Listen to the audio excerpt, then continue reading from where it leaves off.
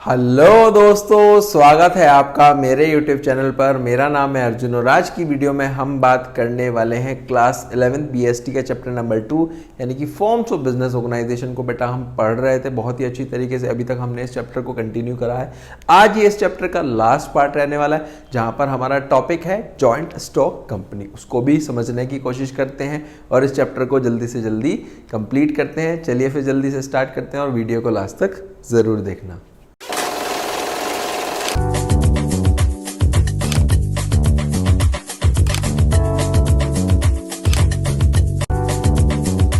देखो बेटा, टॉपिक है हमारा जॉइंट स्टॉक कंपनी। यहाँ पर लिखा है जॉइंट स्टॉक कंपनी को समझने से पहले जो हम इसकी बेटा डेफिनेशन समझते हैं, जो इसका मतलब समझते हैं, वो होता है कंपनीज एक्ट 2013। बहुत ही ज़्यादा इंपॉर्टेंट एक्ट है कंपनीज एक्ट 2013। वो क्या कहता है कि कंपनी हमारे पास सबसे पहली चीज़ तो आर्टिफिशियल पर्सनल है, आर्टिफिशियल पर्सन है।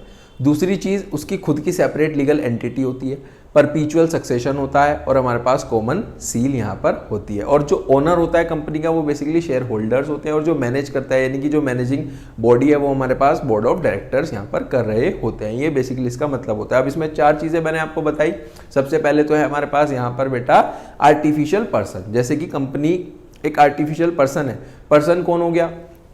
आप, हम, हमारे बेटा क्या एसेट्स भी हो सकते हैं, क्या हमारी कुछ प्रॉपर्टीज होंगी, क्या कुछ हमारे डेट्स भी होंगे, क्या कुछ हम मनी बोरो भी करेंगे। इसी तरीके से कंपनी भी काम करती है, लेकिन कंपनी खा नहीं सकती है। कंपनी इंसान तो नहीं है ना, इंसान की तरह काम कर रही है, तो वो क्या है? आर्टिफिशियल पर्सन है। ठीक है, इतनी बात क्लियर है। दूसरी चीज है सेपरेट लीगल एंटिटी, कि कंपनी का क्या होता है, कंपनी की जो बेसिकली आइडेंटिटी है वो सेपरेट होती है, यानी कि जो मेंबर्स हैं वो अलग हैं और जो कंपनी है वो अलग है। ठीक है, ये बेसिकली कहता है कॉन्सेप्ट। तीसरा है परपीचुअल सक्सेशन, कि कंपनी बनी भी लॉ की मदद से है और खत्म भी, यानी कि जो उसका एंड होगा वो भी लॉ की मदद से ही होगा। ठीक है जी, डेथ या फिर कोई भी इंसॉल्वेंसी अगर हो गई हमारे पास, उससे कुछ भी फर्क नहीं पड़ता है। कंपनी बंद कब होगी? लॉ के मदद से ही हमारे पास बंद होगी। लास्ट आ जाता है बेटा कॉमन सील। कॉमन सील का मतलब यहाँ पर डॉक्यूमेंट से होता है। देखो जी, पढ़ने की कोशिश करो कि जॉइंट स्टॉक कंपनी में क्या है हमारे पास। सबसे पहले कंपनीज एक्ट 2013, ये बहुत इंपॉर्टेंट एक्ट है, कंपनीज एक्ट 2013। इसके अकॉर्डिंग जो कंपनी है, सबसे पहली चीज क्या है?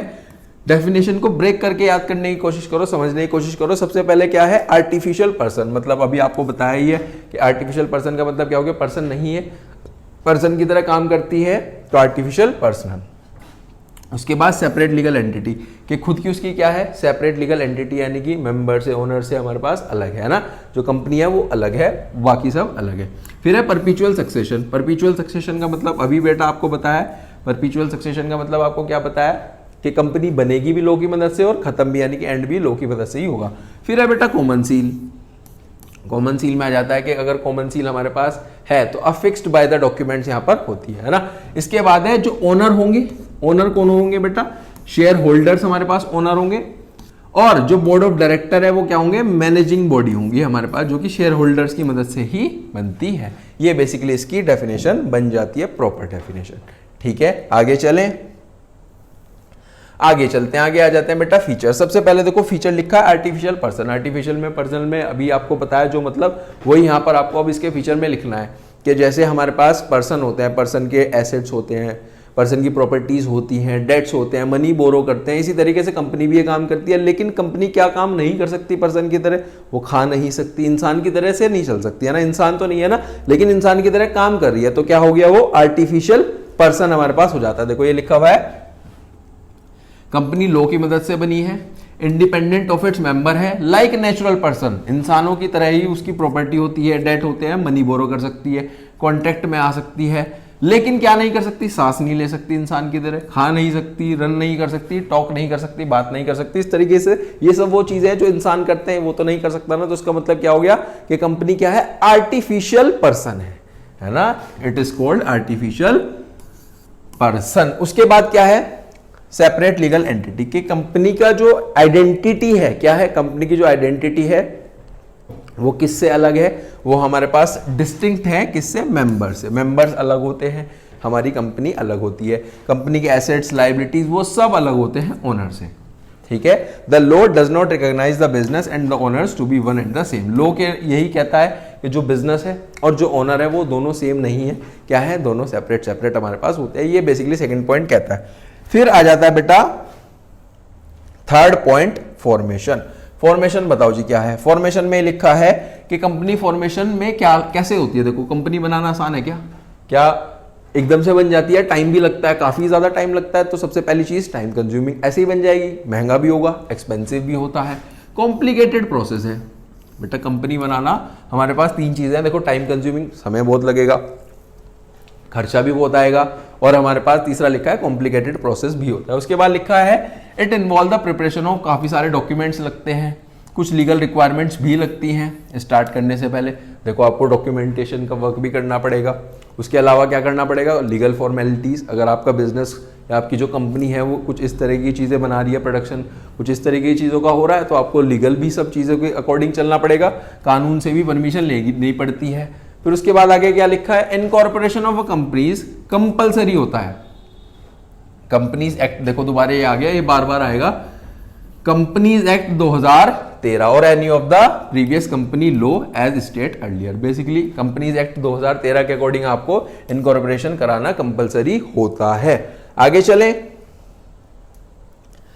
चलते हैं बेटा परपीचुअल सक्सेशन। परपीचुअल सक्सेशन का मतलब ये है कि कंपनी बनी भी लॉ से है और खत्म भी लॉ से ही होगी, है ना। देखो ये इसके अंदर लिखा है कि कंपनी का जो एग्जिस्टेंस है वो फर्क नहीं पड़ता, आने से जाने से मेंबर अगर आ रहा है जा रहा है, कोई कंपनी बंद नहीं होगी। कंपनी बनी भी लॉ से है और खत्म भी लॉ से ही होगी। It can be brought up to the end only जब लीगल प्रोसीजर हमारे पास क्लोज होगा, यानी कि वाइंडिंग अप हो जाएगी कंपनी की, है ना। कंपनी कैसे बनी है? लॉ से ही बनी है और लॉ से ही खत्म हो पाएगी। इसके अंदर ये लिखा हुआ है। फिर है बेटा कंट्रोल। देखो जो हमारे पास ओनर है, ओनर यहां पर होते हैं शेयर होल्डर्स कंपनी के अंदर, लेकिन उनका कुछ खास एज सच कंट्रोल नहीं होता है। कंट्रोल सारा किसके हाथ में होता है? टॉप लेवल, यानी कि बोर्ड ऑफ डायरेक्टर्स, जो कि हमारे पास मैनेजिंग बॉडी है, उन्हीं के पास सारा का सारा यहाँ पर कंट्रोल देखने के लिए मिल जाता है। देखो ये लिखा हुआ है जो शेयर होल्डर्स हैं वही ओनर ऑफ द कंपनी है, पर उनके पास कुछ खास राइट नहीं रहता डे टू डे रनिंग में। वो सब क्या करेंगे? उन्होंने एक बार शेयर होल्डर बन गए तो बात खत्म हो गई, है ना। जो सारा कंट्रोल है, मैनेजमेंट है, वो कौन करने वाला है? बोर्ड ऑफ डायरेक्टर्स हमारे पास करने वाले हैं, टॉप लेवल मैनेजमेंट, है ना। 3 लेवल होते हैं बेटा किसी भी कंपनी के, टॉप जो सबसे ऊपर होते हैं, मिडल और एक लोअर। आगे चलते हैं लायबिलिटी। लायबिलिटी यहाँ पर कैसी है? लायबिलिटी है बेटा limited to the extent of the capital, की जितनी कैपिटल लगाई है ना उतनी है। जैसे हमने इससे पहले पढ़ा था अनलिमिटेड, अनलिमिटेड में तो जो ओनर है उसके प्राइवेट एसेट्स भी बिक रहे हैं, है ना, कंपनीज के डेट चुकाने के लिए। ऐसा यहाँ पर कुछ नहीं है, जितना आपने कैपिटल लगाया उतना ही आप उसका उधार चुका सकते हो। The creditors can use only the asset of the company to settle their claims. It is the company, not the members, that owes to the debt. ठीक है जी, यही बेसिकली इसके अंदर लिखा है, नॉट द मेंबर्स। मेंबर्स का कुछ भी नहीं होगा, जितनी आपने कैपिटल लगाई है उतना ही हम उसका ले लेंगे पैसा वापस। आगे चले बेटा, लायबिलिटी भी हो गया। Common seal. अब देखो कॉमन सील में 2 चीज आ जाती है बेटा, कॉमन सील हो भी सकती है और नहीं भी। अगर कॉमन सील है, if a company has a common seal, company की अगर कॉमन सील है तो कैसे होगा? डॉक्यूमेंट से हम एग्रीमेंट्स ऑफ द कंपनी को देख रहे होंगे, है ना। फिर उसके बाद अगर कॉमन सील नहीं है तो पर्सन को साइन करना पड़ेगा। Document should be authorised bye a boards resolution, वो बोर्ड्स रेजोल्यूशन के अकॉर्डिंग होगा। ऊपर कैसे? अफिक्स्ड टू द डॉक्यूमेंट है। कैसे है? अफिक्स्ड टू द डॉक्यूमेंट है। इधर आ जाओ, रिस्क बियरिंग बताओ जी, यहाँ पर रिस्क कैसे होगा? Risk of loss in a company is borne by the shareholder. जो भी रिस्क उठाया जाता है वो कौन उठाएंगे? ओनर उठाएंगे, यानी कि शेयर होल्डर्स ही तो कंपनी के ओनर होते हैं, उन्हीं का ही सारा यहाँ पर रिस्क देखने के लिए मिल जाएगा। This is unlike the case of the sole proprietorship और पार्टनरशिप फर्म वेयर वन और few persons respectively bear the loss. ऐसे ही तो बेटा सोल प्रोप्राइटर में और पार्टनरशिप में भी तो होता था, जो लॉस है जो मालिक का ही तो लॉस होगा ना। अगर सिंगल ओनर है सब लॉस उसी का।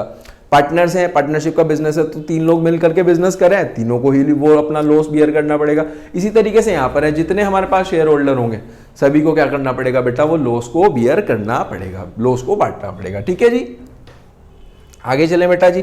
आगे चलते हैं हमारे पास मेरिट्स। देखो सबसे पहला मेरिट तो यही है कि लिमिटेड लायबिलिटी है, यानी कि आपको अपने प्राइवेट एसेट्स नहीं बेचने पड़ेंगे अगर फर्म का डेट चुकाना है। सिर्फ और सिर्फ कितना है? Limited to the capital, are liable to the extent of the amount unpaid on the shares held by them, है ना।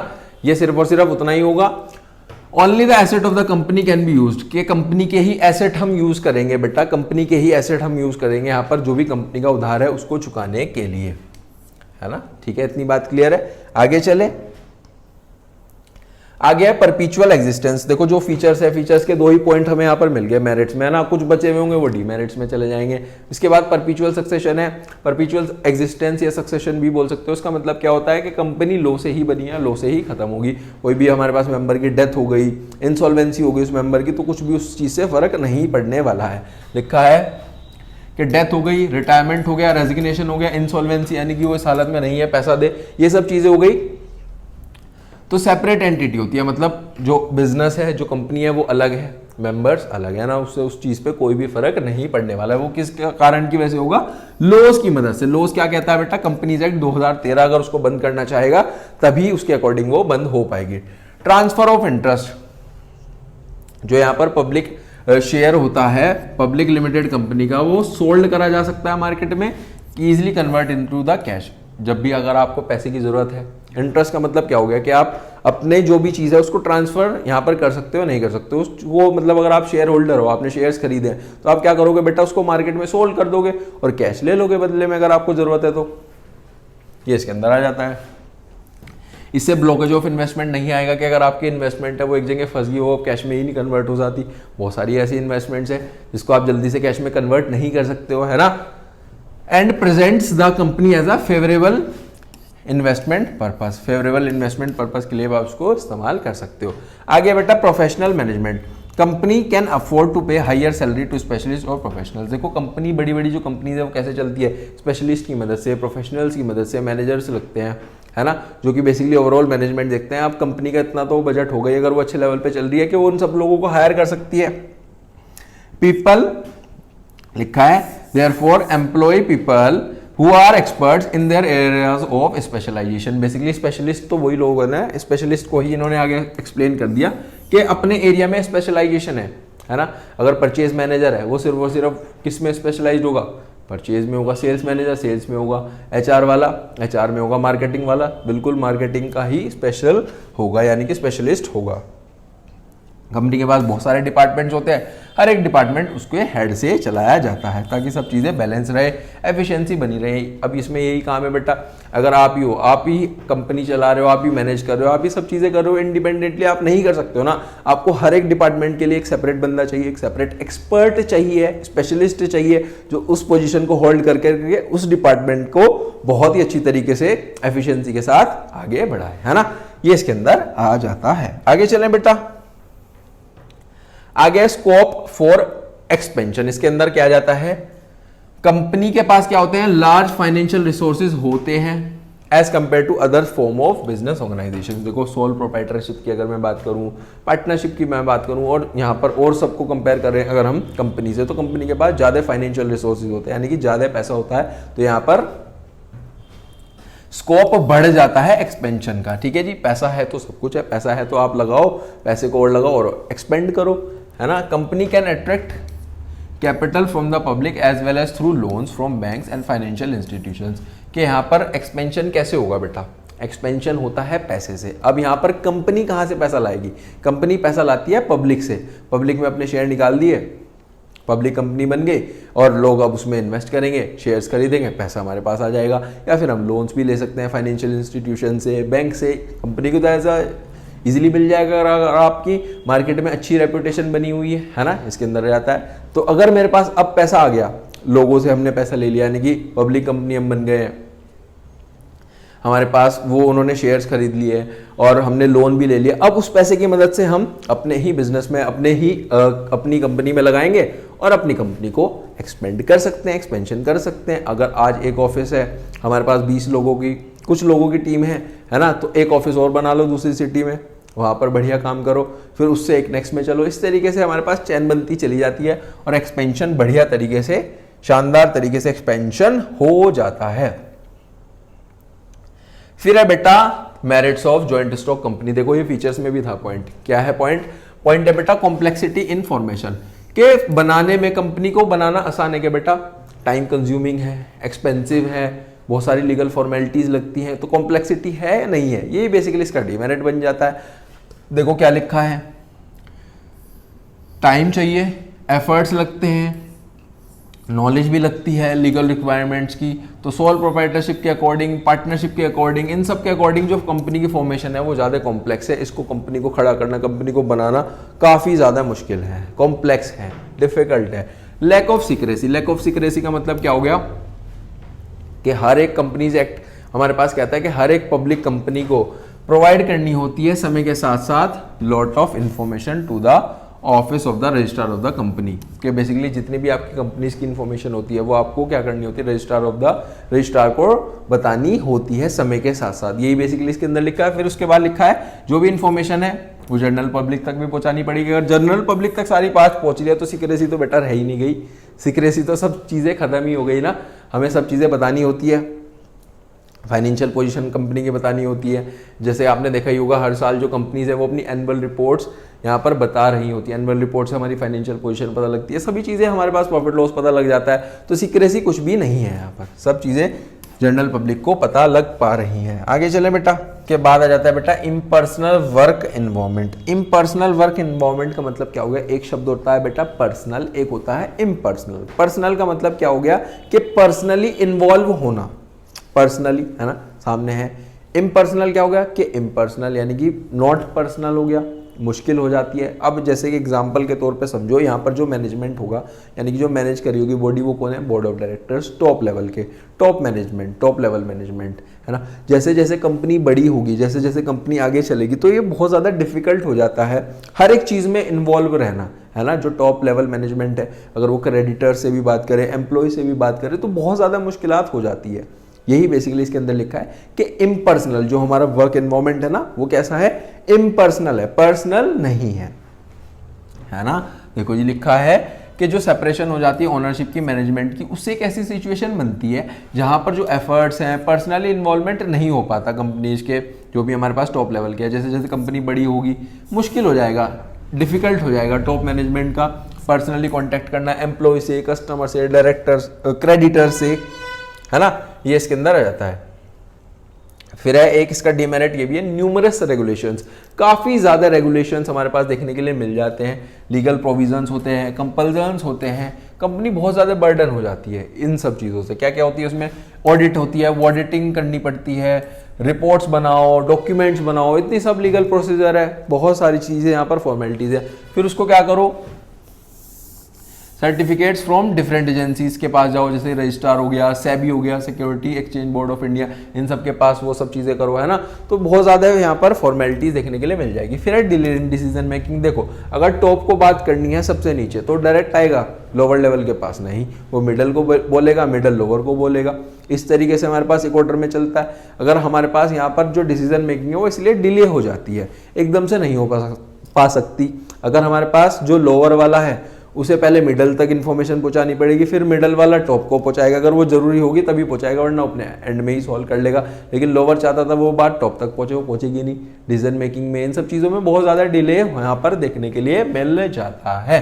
आगे लिखा है कि कंपनी बोर्ड ऑफ डायरेक्टर से चलती है जो कि टॉप मैनेजमेंट है, फिर मिडल है, फिर लोअर है, इस तरीके से हमारे पास चलता है तो डिले हो जाता है। फिर है कॉन्फ्लिक्ट एंड इंटरेस्ट। इसका मतलब क्या हो जाता है कि यहाँ पर क्या हो जाता है, देखो कहीं बार एग्जाम्पल के तौर पे इसको समझने की कोशिश करते हैं। एग्जाम्पल में क्या लिखा कि कंपनी ना जो स्टेक होल्डर्स यानी कि वेरियस पार्टीज हैं उसमें उलझ जाती है कि कोई कुछ डिमांड कर रहा है, कोई कुछ डिमांड कर रहा है, किसकी डिमांड पूरी करे। तो यहाँ पर तो बहुत ज़्यादा हमारे पास चीज़ें कंफ्यूजन हो जाएंगी। आगे लिखा है कि शेयर होल्डर तो चाहते हैं हायर डिविडेंड। शेयर होल्डर कौन, ओनर जिसने पैसा लगाया है ना। अब वो चाहता है कि मुझे जितना मैंने पैसा लगाया उस पर जो होने वाला प्रॉफिट होता है यानी कि जो फायदा वाला चीज़ होती है वो ज़्यादा मिले, एक तो ये चीज़ होगी।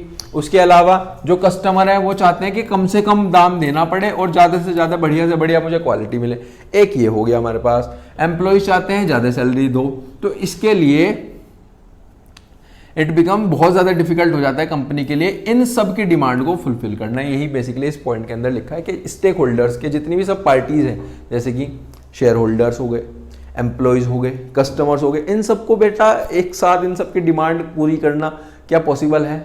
पॉसिबल भी है, लेकिन बहुत ज़्यादा मुश्किल भी हो जाती है, डिफ़िकल्ट हो जाता है। अगर हम इसको पूरे करने की कोशिश करेंगे कि हम एम्प्लॉयज़ की सैलरी भी बढ़ा दें, हम शेयर होल्डर्स को डिविडेंड भी अच्छा दे दें और ज़्यादा बढ़िया दे दें, और कस्टमर चाह रहा है कि कम से कम पैसा देना पड़े और बढ़िया से बढ़िया क्वालिटी मिले, ये इसके अंदर आ जाता है कि बेसिकली मैनेजमेंट को बहुत ज़्यादा प्रॉब्लम फेस करने के लिए मिल जाती है कोऑर्डिनेटिंग में, इन सब चीज़ों को मैनेज करने में।